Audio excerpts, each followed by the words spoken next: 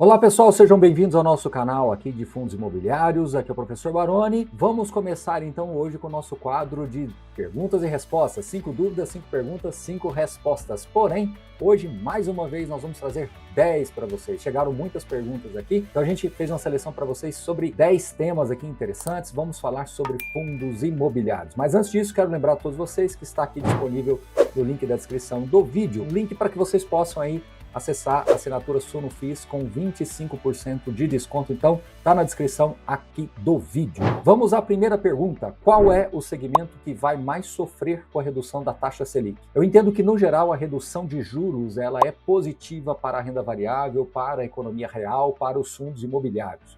Mas eu entendi, talvez a sua dúvida seja qual seria ali o ativo, né, o tipo de ativo que poderia mais sofrer. Eu entendo que os fundos de recebíveis indexados com maior indexação ao CDI podem sentir um pouquinho mais, mas aí agora eu quero fazer uma observação. Esse impacto poderia ser nos rendimentos nominais, mas quando você olha no rendimento relativo, comparando com o CDI, pode ser que até fique melhor. Então, não seguir exclusivamente pelo rendimento nominal por cota, mas veja sempre o relativo, tá bom?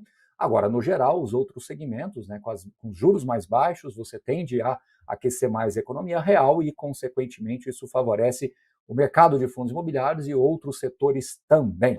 Pergunta número 2. Acha que o PVP dos FIIs já anteciparam a redução da Selic e não subirão tanto após a queda?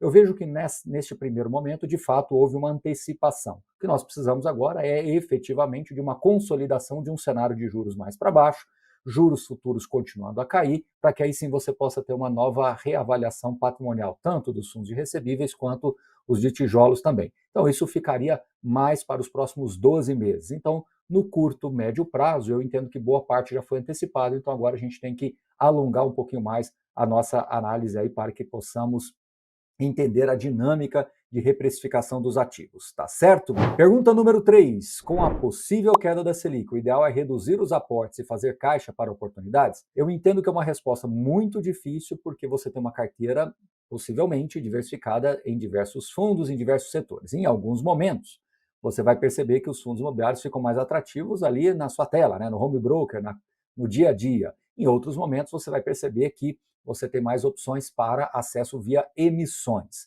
Então, depende muito da sua carteira, da exposição que você já tem em fundos imobiliários individualmente e também no relativo da sua carteira global. Se você entender que está um pouquinho já se você está bem alocado, está bem satisfeito com as posições que você tem, não vejo problema nenhum em você fazer um pouco mais de caixa ou direcionar até mesmo para outros tipos de investimentos que você possa ter ou aguardar emissões aí futuramente nos fundos imobiliários da sua preferência, tá bom?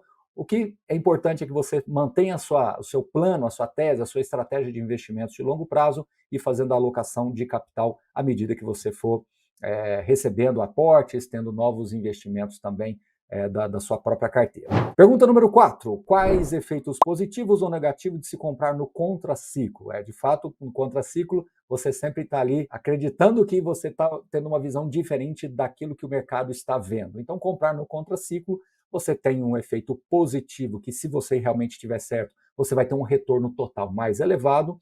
Por outro lado, comprar no contraciclo pode te fazer, assim, no curto prazo, ter um rendimento pior ou até mesmo quedas nos valores aplicados, então isso pode te incomodar sim. Então, pondere aí aquilo que for dentro do seu perfil. Acho que comprar no contraciclo tem muito a ver com o perfil do investidor, tá? Isso é muito importante que você se conheça para que você siga tomando as decisões da maneira que você julgar mais adequada.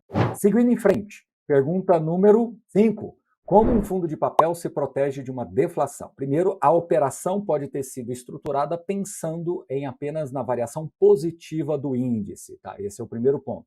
Segundo ponto, o gestor pode fazer reservas, né, acumular reservas para que ele possa linearizar melhor os rendimentos ao longo do semestre, evitando assim muitos impactos da deflação.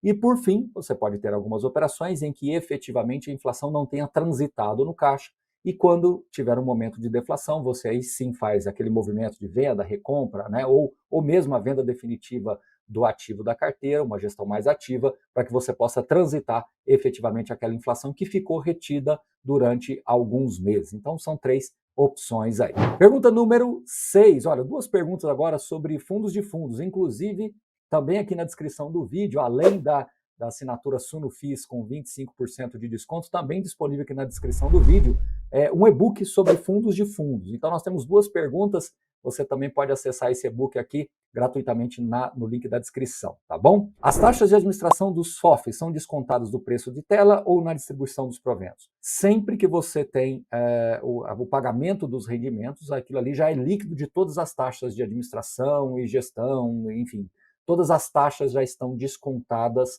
quando você recebe ali o seu rendimento por cota. Isso vale não só para a FOF, mas para todos os outros tipos de fundos também. Pergunta número 7, também sobre FOF. Existe dupla cobrança de taxa de administração e gestão em um FOF? Bom, a resposta é sim, porém, temos que analisar aqui uma questão aí importante. Sim, você tem essa cobrança de dupla taxa, né, quando você tem um fundo de fundos que investe em outros fundos. Porém, quando esses fundos são das mesmas gestoras, normalmente há uma compensação, há um rebate aí para não se cobrar essa dupla taxa. Tá? Esse é um ponto, tem que se olhar, observar, mas normalmente, via de regra, né, a praxe que se faça esse rebate aí para não ter essa dupla cobrança. E é um ponto também que você deve observar se o gestor tem feito uma gestão ativa para conseguir compensar essa dupla cobrança de taxa, ou seja, a exposição em um fundo através de um fundo de fundos é compensada. Tem essa questão da dupla cobrança, mas é compensada por uma gestão ativa, gerando ganho de capital, ganho adicional para o investidor, tá certo? Mas mais informações disponível aqui no link, você pode acessar esse e-book de fundos de fundos. Número 8, no caso de uma recessão global, que tipo de fundo seria mais defensivo? Bom, não é um cenário base que nós trabalhamos aqui, não me parece um cenário base se desenhando aí de uma recessão global, mas eu acho que para fins didáticos vale uma resposta. Eu entendo que em caso de uma recessão mais profunda, você deve entender que pode ser que isso alcance diversos mercados de diversas formas.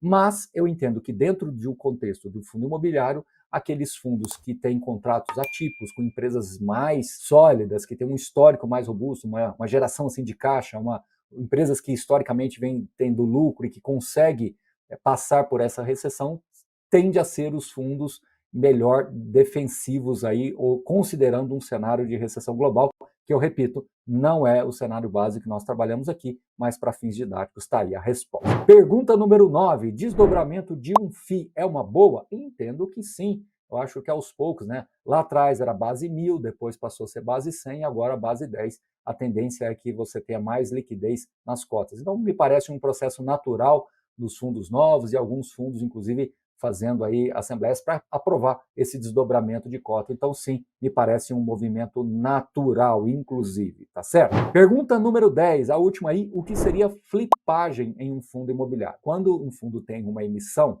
você tem um instrumento que você pode usar, que é a flipagem. Vamos lá, imagina que você tenha 100 cotas de um determinado fundo e é essa quantidade que você gostaria de ter, efetivamente. Mas você entende que aquela emissão, ela está assim, um deslocamento de preços do secundário para emissão muito grande, o fundo está indo muito bem, que você tem assim uma projeção muito positiva para o fundo, o que você pode fazer? Você pode, na hora da emissão, solicitar mais cotas, aderir mais cotas e ficar com uma posição acima das 100 cotas que você inicialmente tem interesse. Então você pode ficar no final da oferta com 130, 140 cotas, por exemplo. Quando essas cotas forem, os recibos forem convertidos nas cotas, né, você ficar lá com 130, 140 cotas, você pode vender esse excesso, né, essas 30, 40 cotas que você ficou a mais, e voltar para 100 originais, e essas 30, 40 cotas vai te gerar algum ganho de capital, uma vez que você, por exemplo, entrou numa emissão a 100, e esse fundo, quando as cotas foram convertidas, ela estava a 107, 110, enfim, você tem esse ganho potencial. Lembrando que é uma estratégia que exige muito cuidado, tem que ser muito bem avaliada, tem vários riscos, ou pode acontecer no mercado justamente ao contrário, né? Ele ficar abaixo da emissão e você ficar com uma posição maior do que você gostaria, com uma exposição maior do que o limite do risco aí que você está pontuando. Então, é uma estratégia que tem que ser muito bem analisada, muito bem desenhada e acompanhada pelo investidor, tá? A gente entende que algumas estratégias são um pouco mais sofisticadas, né? A própria arbitragem, flipagem, enfim, são estratégias que faz com que você tenha uma experiência maior. Até aproveitando, né? A arbitragem é quando você faz esse movimento dentro do próprio momento da emissão. A arbitragem você tem 100 cotas, você tem um direito de preferência de 30, por exemplo, então você vende as 30 e exerce as suas 30 ali na preferência para voltar com a mesma quantidade. Então a arbitragem é um processo ali dentro da emissão, dentro do cronograma da emissão. Já a flipagem é após o encerramento da oferta, após a conversão dos recibos em cotas. Então, para que vocês entendam a diferença entre as duas. A pergunta foi só flipagem, mas aproveitei aqui e já adicionei essa questão da arbitragem para ficar claro aqui. Resumindo, a arbitragem é dentro ali do cronograma da oferta e a flipagem é após o ciclo de encerramento com a conversão das cotas, tá bom?